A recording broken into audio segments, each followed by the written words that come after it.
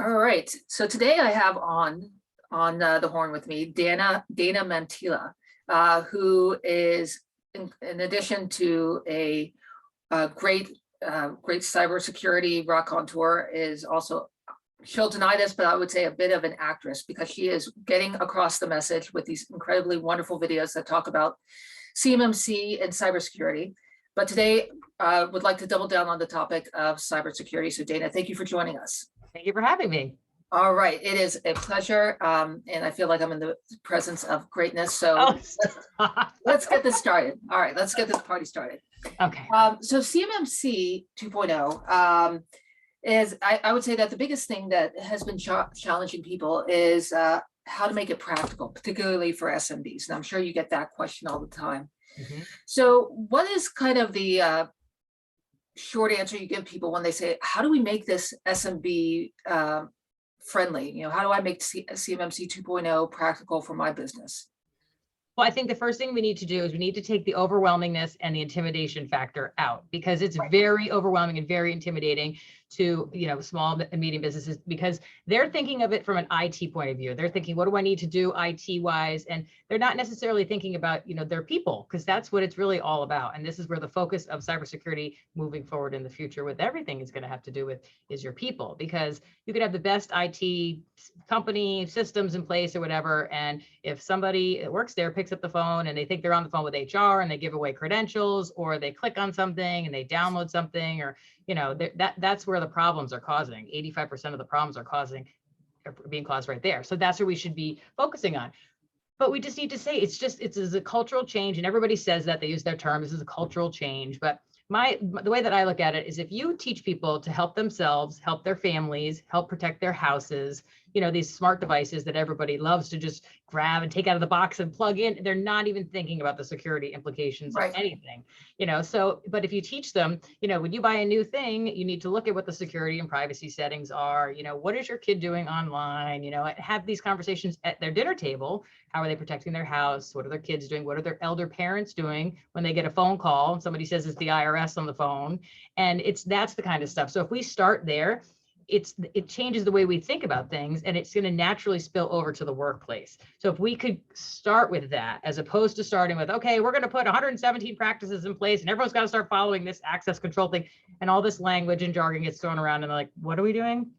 And then you just say, we're just going to make sure we know who's getting into the system, how they're getting into the system, and break it down into that kind of thing. So that's the first thing I say, is just take the intimidation factor out. Right. And to that point, there's kind of almost like a badge of, I don't know if the word's a badge of courage, but almost like these epaulets that people seem to wear based on how techie and geeky they can get with the controls. Mm-hmm. It's almost like you feel like you're at a Star Trek convention with some of these things. Yes. Definitely. When people sit around and talk about CMMC, and I'm on the Northeast CMMC Coalition, and we have our calls every week, and I sit there and I listen to this lingo, and I'm thinking, oh my goodness, what? And they want to argue over these little minutia things, and I'm thinking, the business owner doesn't know what you're talking about, doesn't want to know what you're talking about. They just want to know, what do I need to do to get my team, we're going to be okay with the CMMC thing. So yeah. And so when you tell them, okay, first you need to kind of think about it in this new this kind of security first mindset, right? Not rather than thinking about it in terms of a compliance mindset. Mm-hmm. But what are the pieces that you tell them they need to be thinking about? What are the pieces of a compliance program? Well, I like to think of the first thing is something that they can relate to. Let's just take physical security, because they can understand physical security. So let's talk about, okay, so let's pretend everybody's going to work in the workplace, and you have a visitor that comes in. What do you guys do? Like, is there a rule? And they'll probably say, oh yeah, we have a rule. If a visitor shows up, that they're, somebody has to say, hello, how are you? Greet them. And then they go here, and, they're allowed to go here. They're not allowed to go there. So that right there, let's write it down and make sure everybody understands what that is. And that's a nice basic one to start with, because they can identify with that. They know which doors in the building are locked and who can and cannot go into them. And that's very similar when you're looking at it from just the digital world too. It's okay, well, which areas can people go into and not go into for access control? So I think that's a good place to start, because it's a good success that they could say, okay, good, we got that down. and then they get a little gold star. And it's building upon positive things, as opposed to, first thing we're going to get into is, show me your inventory log, and they'll be like, what's that? So that's what I would say, start there. Yeah, so it's thinking about the policies. Where do you put kind of the protection of CUI? That's obviously a big part of any compliance program for CMMC 2.0. Well, first they have to figure out, what it is that they have, right? And do some kind of scope checking out who handles this. Should they take the whole company into consideration, or should they just take the area? Because sometimes it is less expensive just to say, okay, we're going to, keep everything in scope and say that everything needs to be, treated as if we're handling CUI. But I would say that obviously identifying it and then kind of following the flow of where it's going, where it's stored, who has access to it, that kind of a thing. Right. And, with large businesses, obviously what you describe as having everyone on a system that's compliant does make sense. Though with kind of smaller companies, enclaves tend to kind of be a more intelligent way to move forward. So when they start talking about technology, because inevitably people are thinking, okay, so I have these policies, but what technologies? Because there seems to be some people who think that, it can be all a technology solution, that CMMC 2.0 can be completely done by technology, which is false. But technology does play a large part. How do you advise people to think about that technology component? I don't really get into that, because I know what I don't know, and I know that that's not something that I am qualified to talk about. So that's definitely got to be done by somebody that handles technology stuff. My focus is always with the non-technical employees, and just how they can, change their thought process into, what it is that they need to do differently, or to think differently, or to act differently. Got it. So in terms of kind of knowing to that point of knowing what you know and knowing what you don't know, right? There are people who will think, oh, Sally in accounting is good with numbers. Why doesn't she take care of our CMMC program? I mean, I'm sure you've heard a lot of that. And what is your reaction? What do you? One thing I do think we're going to see moving forward is a new position that's going to show up in SMBs, and it's going to be, I call it the BISO, the Business Information Security Officer. And it's out there a little bit, but I think it's going to be a nice way for somebody to give additional responsibilities to somebody that's on staff, not make them in charge of CMMC, but just someone that's going to be able to help with the compliance factor with the regular employees, that can communicate with the CISO or their outsourced IT, and make sure that people in-house are getting done what it is that they need to get done, and following the rules, and making sure that they're getting trained and all that kind of a thing. Because it's going to be a lot less expensive to pay somebody in-house to do that than it is to either outsource it, or to hire a whole entire person that their whole role is going to be just in making sure that, cybersecurity and IT compliance is going to be followed. So you can't dump it on Sally in accounting. I agree with that, but I do think that moving forward, not the CMMC component, but just the overall maintenance factor, it might be less expensive to do that.